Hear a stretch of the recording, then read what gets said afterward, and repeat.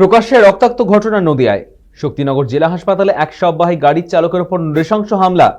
জানা গিয়েছে ধারালো অস্ত্র দিয়ে কোপানো হয় চালক তারকশীলকে। প্রত্যক্ষদর্শীদের দাবি, আচমকায় চালকের উপর হামলা চালায় এক ব্যক্তি। ওখানে রক্তাক্ত অবস্থায় মাটিতে লুটিয়ে পড়েন ওই চালক। সঙ্গে সঙ্গে এগিয়ে এসে স্থানীয় মানুষজন তাকে সাহায্য করে। তারপর গুরুতর জখম অবস্থায় তারকশীলকে দ্রুত শক্তিনগর জেলা হাসপাতালে ভর্তি করা হয়। শারীরিক অবস্থার আরও অবনতি হওয়ায় তাকে আইসিইউতে স্থানান্তরিত করা হয়েছে। তবে ঘটনার পরই অভিযুক্তকে হাতে নাতে ধরে ফেলে স্থানীয়রা।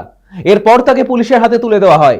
ইতিমধ্যে কৃষ্ণনগর কোতোয়ালি থানার পুলিশ অভিযুক্তকে আটক করেছে। সূত্রের খবর, অভিযুক্তের নাম ইব্রাহিম মণ্ডল, বাড়ি চাপড়া থানা এলাকার ভাটগাছিতে। এলাকায় ডেভিড নামেই পরিচিত অভিযুক্ত। আপাতত পুরো ঘটনার তদন্ত শুরু করেছে পুলিশ।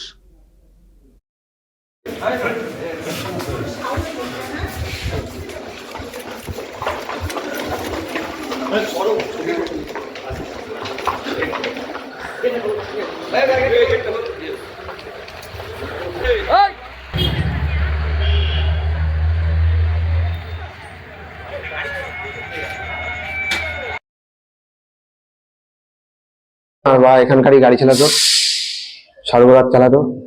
আমি তো এখানে ছিলাম না যখন আমার বাবাকে মেরেছে। এখানে মানে তোমার বাবার সাথে কি ওনার কোনো শত্রুতা ছিল? না না, কারোর কোনো শত্রুতা ছিল না এখানে। কোথায় মেরেছে? পেটে মেরেছে চাকু। হ্যাঁ, শক্তিনগর হাসপাতাল, জেলা হাসপাতালে মেরেছে, হাসপাতালের মধ্যে। কত বছর ধরে কাজ? আমার বাবা এখানে 15 বছর ধরে কাজ করতো। একটা সববাই গাড়ি চালায় হাসপাতালের মধ্যে।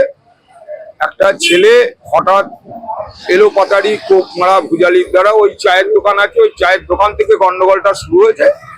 তারপরে এই হাসপাতালে 1 নম্বর গেটের সামনে এসে আমরা ওইখান থেকে তাড়া করে আস্তে আস্তে ওকে 5-6টা কোপ মারার পর ও পালিয়েছে। আমরা ওর পেছন গিয়ে সীমান্ত বড়াই আমরা ওকে ধরেছি।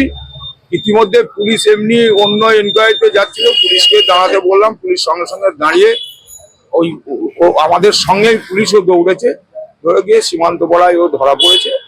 পুলিশ নিয়ে গিয়েছে। ছেলেটা যাকে মেরেছে ছেলেটার অবস্থা খুবই খারাপ। গাড়ি গ্যারেজ করে দিয়ে দেওয়ার পরে কিছুক্ষণ পরে খবর পেলাম যে ওকে কে চাকু মেরে, কে বা কারা চাকু মেরেছে। শুকনো হসপিটাল গেটের সামনে কে বা কারা চাকু মেরে, এটুকুই বলতে পারবো। তারপরে আমি হসপিটালে গিয়ে দেখি ওটিতে